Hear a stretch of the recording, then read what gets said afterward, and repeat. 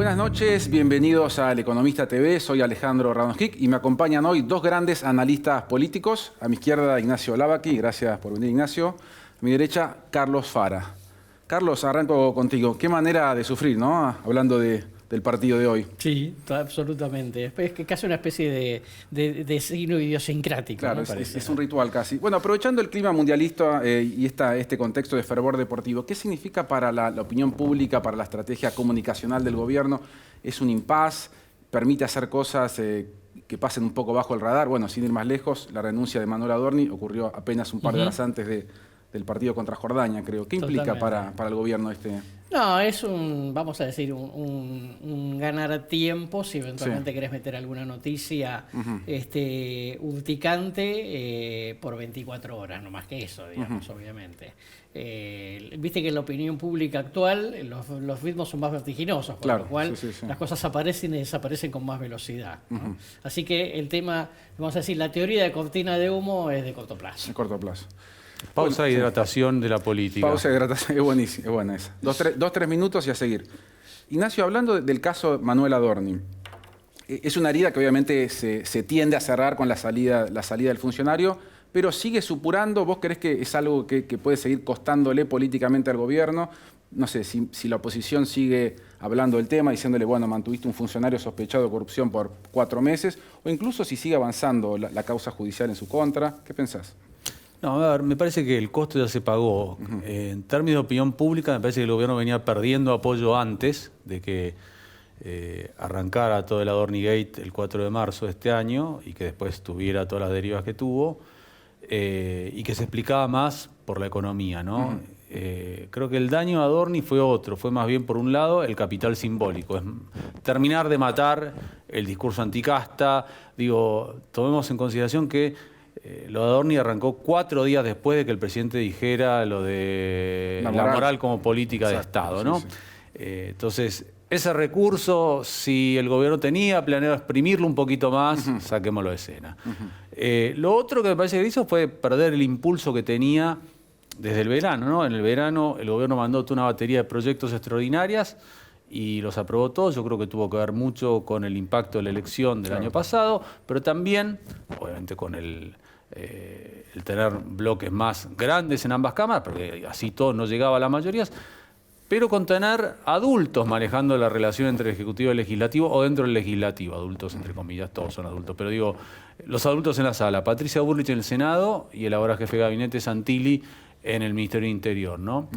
Y lo de Adorni lo puso el gobierno contra las cuerdas, estuvo prácticamente un trimestre o un poquito más dando explicaciones, perdiendo el control de la agenda pública. Entonces, toda una serie de proyectos quedaron varados, sujetos al Adorni. Creo que eso se termina.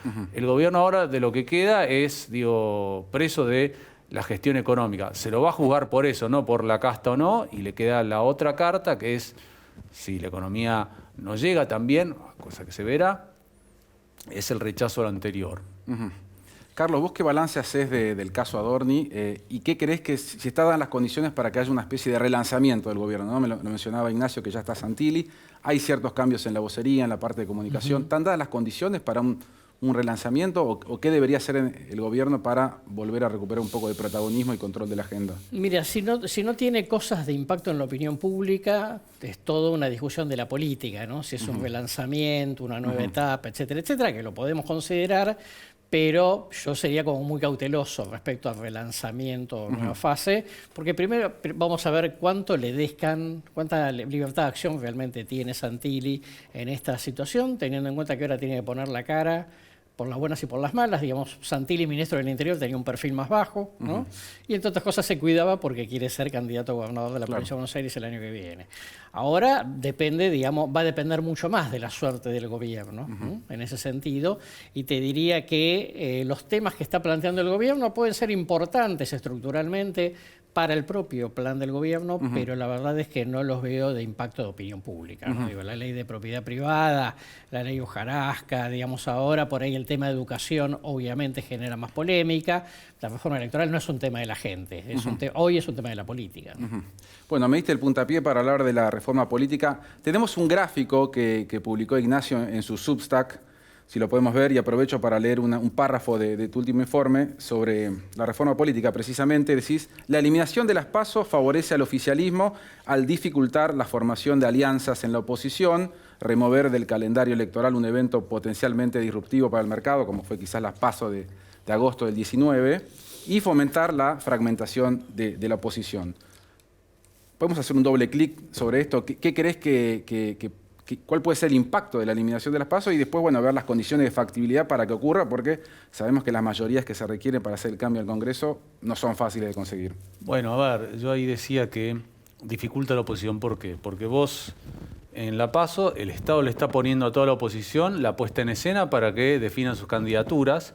No solamente eso, si bien sabemos que la nominación de la fórmula presidencial y de las candidaturas a Senado son juegos de suma cero, o sea, o ganás o perdés, no es que puede ser presidente y vice como hacen en Uruguay, por ejemplo, pero en diputados cada coalición puede decidir cómo asigna las bancas, el orden y demás, ¿no? O sea, puede definir sus reglas internas. Entonces, el Estado te organiza la elección, ¿sí? No te tenés que hacer cargo de eso. Acordémonos de las internas que hubo en la etapa pre-PASO, que tuvimos ejemplos exitosos, digo, Cafiero Menem en el 88, Fernández Mejía de la Rúa en el 98, si la memoria no me falla, pero también tuvimos ejemplos en el límite, la del frepaso del 94, ejemplos muy malos, la interna radical del año 2003, y la preinterna que nunca se llegó a hacer entre Duhalde y Rodríguez Sá en el 2011, que después llevó a que compitieran por separado. Entonces, te da una instancia en la cual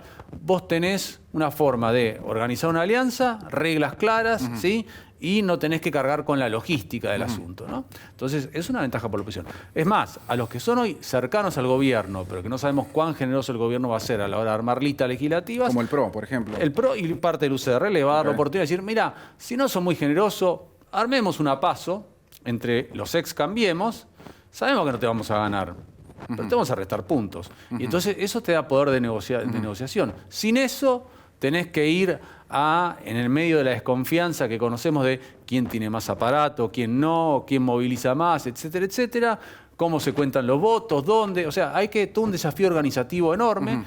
Y para el peronismo, yo creo que con PASO, que no sabemos si la van a usar o no, pero digo, yo creo que la lógica sería que lo usaran, pero digo, el peronismo es una cuestión aparte, es el riesgo de la fractura, que es que si la negociación se tensa mucho en un escenario sin PASO, digo, está el riesgo de la fractura. Entonces, en ese sentido es muy funcional al gobierno. Y segundo, evitarte un evento de mercado. Yo creo que el evento de mercado va a ocurrir igual que son las 22 elecciones provinciales, que mayormente van a ir desdobladas y el plato fuerte de la provincia de Buenos Aires, que veremos si desdobla o no. La lógica es que con un sistema electoral diferente debería desdoblar. Pero la PASO es como una especie de, todo el mundo dice que es una encuesta cara, es una mentira, es un censo, porque está toda la población la que va a votar. Entonces, un censo de preferencias electorales, y eso tiene impacto de mercado. Lo vimos no solo en el 2019, también en el 2023. Entonces, sacarla para el gobierno es una ventaja, es generar más ruido de la oposición, remover un evento incómodo de mercado, postergar, si uno quiere, la dolarización de carteras más cerca de octubre y no desde junio o julio del año que viene. Bueno, y es una prioridad para el gobierno también, sabemos que es un tema importante para ellos. ¿Qué chances le ves de que prospere eso eventualmente en el Congreso de la Nación? Yo creo que son bajas, porque los más perjudicados son el PRO, el UCR. Dicho esto, me parece que el grado de deterioro que hay dentro de los partidos le da una oportunidad al gobierno nacional. El uso de las efectividades conducentes, como he dicho Irigoyen, con los gobernadores le da otra oportunidad. Creo que siguen siendo bajas, aunque si me preguntabas esto mismo cuando estaba Adorni hace 3 o 4 meses, cuando apenas lo presentaron, yo hubiera dicho, eran más bajas todavía. Carlos, vos dijiste hace pocos días, Javier Milei le propone a los gobernadores que trabajen para su candidatura. Estabas hablando de la reforma política, el uso de las colectoras como moneda de negociación. ¿Podemos hacer ahí un doble clic? ¿Qué chances tiene el gobierno, crees vos, de poder avanzar con esta agenda de reforma? Mirá, de vuelta por ahora me parecen bajas, porque si vos sos Milei y yo soy gobernador y vos me decís, poné tu lista, ¿no? Abajo de la mía, al lado de la Libertad Avanza, de manera que habría una competencia de listas de legisladores, pero en definitiva todos tendríamos la única boleta de Milei presidente. me parece que los gobernadores van a tratar de cobrar ese favor caro, ¿no? Para un gobierno que, digamos, es un poco lento para cumplir con los compromisos que se establece, y eso es parte de los problemas que ha tenido hasta acá el propio Santilli, aun cuando los gobernadores lo respetan mucho. Me parece que quedan como muchos detalles en el medio para que eso se cumpla, porque yo no te daría, si yo soy gobernador dialoguista, no te daría a vos, Milei, el apoyo a ese sistema de colectoras si antes no me garantizás qué va a pasar con tu candidato de la Libertad Avanza en mi provincia. Claro. Y si vas a poner un candidato, va a ser competitivo, si ese candidato le vas a dar suficiente apoyo como para que me haga fuerza, o si vas a poner un candidato nada más sin recursos de manera que me facilite la cuestión. Entonces me parece como el paquete es demasiado grande para que se resuelva de corto plazo. Ok, bueno, pero tenemos todo el segundo semestre para que esto ocurra, así que vamos a hablar. La propuesta a mí me hace acordar a cuando Manrique lo retó a debatir a Perón, ¿no? Y Perón dijo, esto es como cuando un amigo mío me dijo, hagamos sándwiches de carne y sándwiches de pollo, y dijo, bueno, vos pon una vaca. Digo, para alguna gallina, ¿no? O sea, digo, me parece ese es el tipo de propuesta por ahora del gobierno, ¿no? Carlos, yendo un poco más al apoyo cualitativo al gobierno de Milei y a sus ideas económicas, ¿cómo crees que está hoy la población con respecto a cuestiones como la disciplina fiscal, la apertura económica, la restricción del peso del Estado, las desregulaciones? ¿Sigue teniendo crédito el modelo de Milei? Todavía no.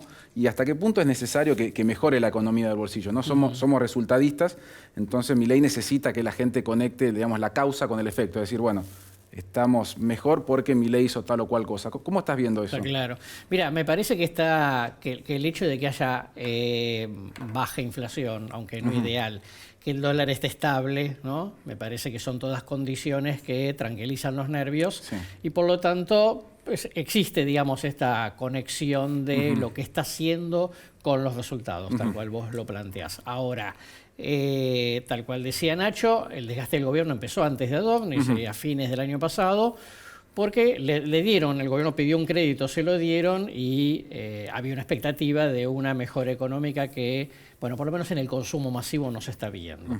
Entonces el punto es que hoy, a diferencia de buena parte del 24 y 2025, hay más pesimismo que optimismo respecto al futuro.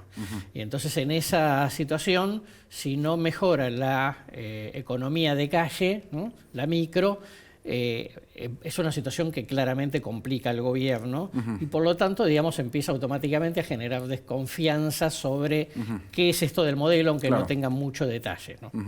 Ignacio, vos, ¿qué mirada tenés acerca del apoyo que tiene el capítulo económico, si querés, de la batalla cultural general que está haciendo el gobierno? A ver, yo creo que la población en última instancia es resultadista, ¿no? Valora, como dijo Carlos, el hecho de la estabilidad del tipo de cambio. Digo, hay países donde el tipo de cambio puede oscilar y a la población mucho no se le ni mosquea. La Argentina tiene historia traumática con el tema cambiario, por lógicos motivos. La inflación tiene una velocidad crucero que es mucho menor a la del anterior periodo presidencial y el primer año de Milei, y eso lo puede tener el activo, y si sigue bajando, bueno, va a ser un activo.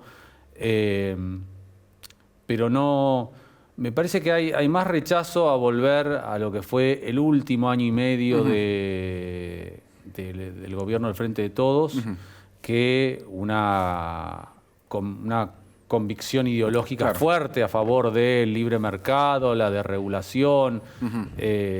Creo que para que un cambio cultural se produzca, tiene que pasar mucho tiempo y algo tiene que ser exitoso, ¿no? ¿Qué sería un cambio cultural en serio? Que es que la gente vuelva a ahorrar en pesos y que el peso de ser solamente medio de pago pase a ser unidad de cuenta y depósito de valor. Unidad de cuenta de, por ejemplo, no sé, autos y departamentos. Y eso va a llevar mucho tiempo.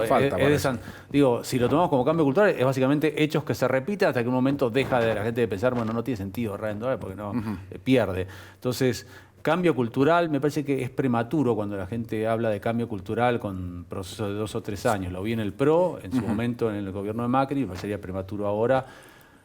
Es una cuestión de tiempo. Carlos, te llevo algo que escribiste en abril, ayer nomás, acerca del Círculo Rojo, ¿no? O sea, los dueños del dinero empiezan a considerar hacer un casting un tanto fastidiados con los ataques de la narcocapitalista, en alusión a Milei, otro tanto preocupados con que se genere un caldo de cultivo tal que motorice a un nuevo Alberto apoyado por Cristina. ¿Hay interés en el Círculo Rojo, en algunos sectores, en decirle, Milei, gracias por todo, gracias por el ajuste, pero que pase el que sigue? Eso lo escribiste en abril. ¿Sigue estando este interés? ¿Crees que va a volver en algún momento? No, creo que sigue estando porque, digamos, eso escrito en abril, si vos lo trasladás, digamos, a principios de julio, el gobierno, además políticamente, en el medio hizo todo mal, ¿no? Con Adorni fundamentalmente. Sí. Entonces, desde ese lado, digamos, existen como estas preocupaciones de que, si bien hay logros económicos, al no recuperarse la microeconomía, muy distinto, digamos, de la primera parte de los 90, digamos, o el 2002, 2007, entonces efectivamente haya como alguna suerte de nostalgia, miedo, angustia, etcétera, que lleve a una parte de la población a decir que es mejor por ahí un cambio, ¿no? O lo que pasó finalmente en 2019. Entonces, desde ese lado me parece que sí, porque efectivamente existe algún temor de que cierto, vamos a decir así, falta de profesionalismo político, ¿no? En manejar el proceso. No por Adorni, que en definitiva es un personaje individual que ya se fue, sino por el hecho de que esa falta de profesionalismo político haga chocar otros aspectos de la gestión y entonces empieza a generar dudas, más aún cuando las variables macroeconómicas sigan estables. Bueno, hacemos una pausa de hidratación y ya volvemos. Seguimos hablando con Ignacio Lavaki y Carlos Fara.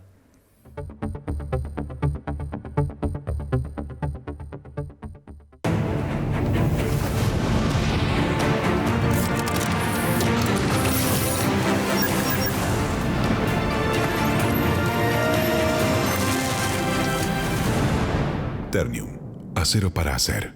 Legislatura porteña. Entérate de todo lo que estamos haciendo. Ingresá a legislatura.gov.ar para saber más. Nos une la ciudad.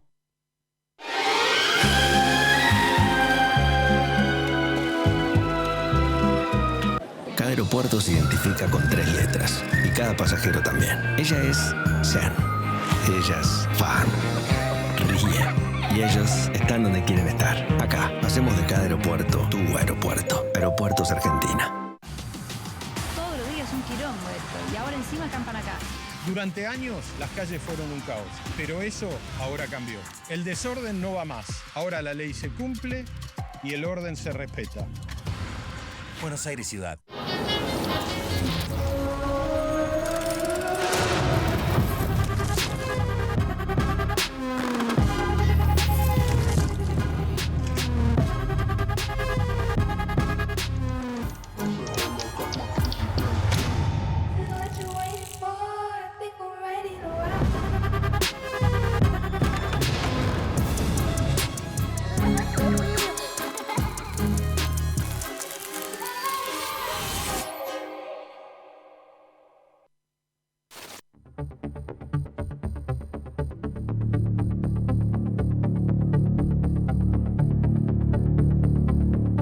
Bueno, estamos de vuelta, seguimos conversando con Carlos Fara e Ignacio Lavaki. Bueno, ¿cómo están viendo la relación entre el Gobierno Nacional, La Libertad Avanza y el PRO? Parece en los hechos casi una alianza. La Libertad Avanza tiene la base electoral del PRO, tiene sus mejores funcionarios. ¿Cómo están viendo esta relación de tensión casi permanente que hay desde el inicio de la gestión? Bueno, a ver, primero que va a ser una relación siempre tensa, ¿no? Aunque más no sea por el hecho de que el electorado del PRO, Juntos por el Cambio, con un revólver en la cabeza va a votar a La Libertad Avanza, digamos, aunque haya cosas que le molesten, si lo que está enfrente es el kirchnerismo, Kicillof, etcétera, ¿no? Eso por un lado, con lo cual, digamos, siempre es una tensión de cómo yo como PRO, ¿no? Cómo hago valer qué valor agregado tengo, ¿no? Porque los funcionarios son los funcionarios que sumó Milei por decisión propia, no por una negociación política. Claro. ¿no? Eso por un lado. Luego, un PRO que además tiene muchas dificultades internas, ¿no? Y entonces eso también hace que no solamente sea un bloque homogéneo contra otro bloque homogéneo, sino que uno maneja el Estado, la gestión con todo lo que eso implica, y el otro, digamos, tiene mucha discusión interna respecto de lo que es. Lo que es absolutamente cierto es que yo creo que Macri particularmente va a tratar de utilizar estratégicamente su carácter de minoría, ¿no? Digo, simplemente por poner un ejemplo, si vemos la ley del nuevo RIGI, el otro día fue aprobado por 130 diputados, necesitas 129 para tener mayoría absoluta. Si le sacás los 12 del PRO, digamos, te quedás sin ley, ¿no? El PRO en algún momento llegará a ese nivel de tensión, probablemente no, pero un poco en la línea de lo que decía antes Ignacio, es la cuestión de, bueno, si no me das unas PASO, o si no me das buen espacio para mi gente en la lista de diputados nacionales unificada, entonces ahí puede incrementarse la tensión y eso traer eventualmente algún problema en alguna votación en el Congreso. Ignacio, ¿vos cómo le estás viendo la relación con el PRO? A ver, me parece que una cosa es Mauricio Macri, otra cosa son los diputados que tienen que renovar bancas el año que viene, que probablemente estén muy preocupados por renovar la banca, y después están los gobernadores, ¿no? Que tienen una relación institucional con el gobierno, ¿no? Entonces, el PRO está dividido en esas tres tensiones, ¿no? Me parece que Macri tiene intereses de preservar el partido y preservar el distrito, ¿sí? Me refiero a la capital, a la ciudad autónoma de Buenos Aires, capital federal antes. Y los diputados, en muchos casos yo los veo muy corridos a la Libertad Avanza, pintados de violeta, a veces siendo más papistas que el Papa, ¿no? Entonces, por momentos a mí la imagen que me viene es la de un takeover hostil, lo de los libertarios sobre el PRO, no sobre los votantes, como dice Carlos, el votante, comillas, ñoño republicano, si pudiera votar otra alternativa y que eso no implique el regreso del kirchnerismo, la votaría. Pero esa alternativa hoy no existe. No está. Okay. Bueno, les voy a mencionar una lista de personas que al menos en teoría tienen cierto interés o podrían llegar a tener interés en competir por la presidencia el año que viene y tienen dos características comunes. Una, que son outsiders y en algunos casos no tienen en principio restricciones de financiamiento, ¿no? O sea que tienen bolsillos profundos. Pienso, por ejemplo, no sé, Jorge Brito, Daniel Haddad, Carlos Melconian, Marcos Galperín. Ayer un periodista cercano al peronismo mencionó, no sé, al cura jesuita Rodrigo Sarazaga, ¿no? Vimos que los argentinos en la última elección le perdieron el miedo a los outsiders. ¿Ven que alguno de los que mencioné, o otros, o alguno, digamos, que hoy no conozcamos, tenga chance de hacer algún tipo de mella en las elecciones del 2027, que se anima a lanzarse porque ve que el peronismo no se reestructura, que hay una especie de endija para meterse? ¿Qué piensan? A ver, primero, creo que por ahora no es momento de outsiders, ¿no? La sensación que tengo es que precisamente esta cierta falta de profesionalismo político por parte del gobierno genera interrogantes sobre Milei. Y para un público oscilante, digamos, entre una y otra coalición, el hecho de tener que pensar de vuelta en un outsider para un gran signo de interrogación. Demasiada incertidumbre ya. Demasiada incertidumbre teniendo en cuenta, digamos, de dónde venimos. Entonces, más allá de los personajes, en general no los veo, digamos, para esta cuestión. Y quizá el más conocido de esos personajes públicamente, que es el caso de Goebbels, me parece que en la opinión pública genera mucho ruido este tema de religión y política, ¿no? Así bueno, ya algo, digamos, la mezcla a veces Milei, ¿no? con alguna de sus menciones, me parece que es algo que la gente preferiría como dejarlo de lado. Por eso, en principio, no los veo. No tiene que ver solamente con que no sean conocidos hoy, porque sabemos que en el mundo de las redes es mucho más fácil hacerse conocido, digamos, en el corto plazo, pero y no porque no tengan estructura, etcétera, sino porque me parece que no está viendo ese espacio para en el público no mileísta, ¿no? Ignacio, voy un segundo al peronismo, que lo mencionamos muy por arriba. Uno tiende a pensar que está todo dado para Kicillof, ¿no? Ocupó cargos nacionales, 2 veces gobernador de la provincia más importante del país, y además le puede decir a sus otros contrincantes internos como Massa, bueno, vos ya competiste en 2019, en 2023 perdiste, Cristina, en la Cámpora no hay nadie que electoralmente tenga el potencial que por lo menos parece tener Kicillof. Parece que es su momento. Sin embargo, no logra disipar estas cuestiones internas. ¿Cómo lo ves en los próximos meses? ¿Crees que pueden llegar a unirse? La interna se va a poner dura. La ausencia de Paso puede llegar a complicar incluso más dirimir esta cuestión. A ver, supongamos que hay Paso. Hay tiempo de negociar hasta junio del año que viene. Entonces, y si hay tiempo de negociar hasta junio del año que viene, hay tiempo de tensar hasta junio del año que viene, ¿no? Entonces, no veo por qué el kirchnerismo se le haría fácil a Kicillof. De hecho, no se le está haciendo fácil. ¿Cuántas veces sesionó la legislatura bonaerense este año? A veces nos olvidamos de eso, ¿no? El año pasado el peronismo ganó la elección legislativa de la provincia de Buenos Aires, ¿sí? Con lo cual, en teoría, tiene una situación más o menos cómoda y, sin embargo, no sesionan. Entonces, no se le están haciendo fácil. No veo por qué le van a entregar la candidatura ahora cuando faltan un año, prácticamente, un poquito menos de un año, para cerrar alianzas y cerrar listas para las PASO. Entonces, creo que no hay ningún deseo de entronizarlo ya. Hay bastante tiempo para negociar. Y pensemos algo, ¿no? No sé, 2015, yo creo que 2015 hubiera sido más sano para el peronismo tener la PASO entre Randazzo y Scioli, pero esa es mi opinión. Pero que Cristina lo usó a Randazzo para coaccionarlo a Scioli y hay que aceptar una negociación en la que Scioli lo tuvo con Zanini como vicepresidente. Bueno, por ahí están buscando eso con Kicillof. Entonces, tiene todo dado, vos decís, es el candidato natural, básicamente porque si miramos los otros gobernadores, ninguno me parece que tiene interés. Más allá del interés, creo que no tiene...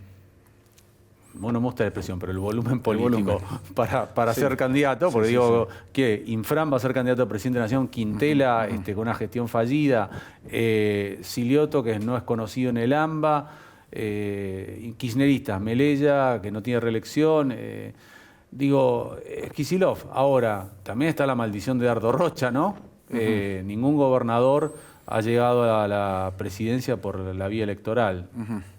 Carlos, rapidito para terminar. Varios colegas tuyos dicen que Miriam Bregman tiene una imagen positiva elevada y que duplica al promedio histórico que han tenido los candidatos de izquierda dura a nivel nacional. Si el promedio era 4 o 5, Bregman estaría en 8 o 9. ¿Vos tenés números similares? Y en tal caso, ¿a quién le está comiendo esos 4 o 5 puntos? No, está claro que hay un público, vamos a decir así, de izquierda, no de la izquierda tradicional, digamos, pero que si el kirchnerismo se presenta, digamos, como esa gran alternativa, en principio están, pero que son más independientes de izquierda que partidarios.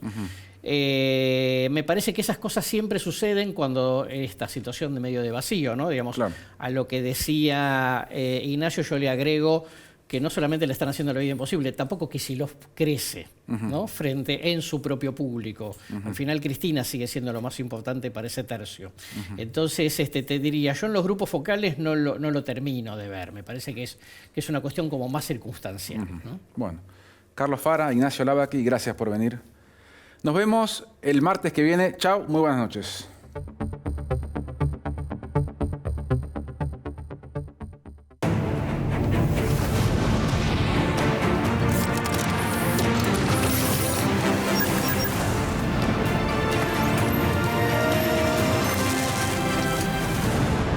Ternium. Acero para hacer. Legislatura porteña. Entérate de todo lo que estamos haciendo. Ingresá a legislatura.gov.ar para saber más. Nos une la ciudad.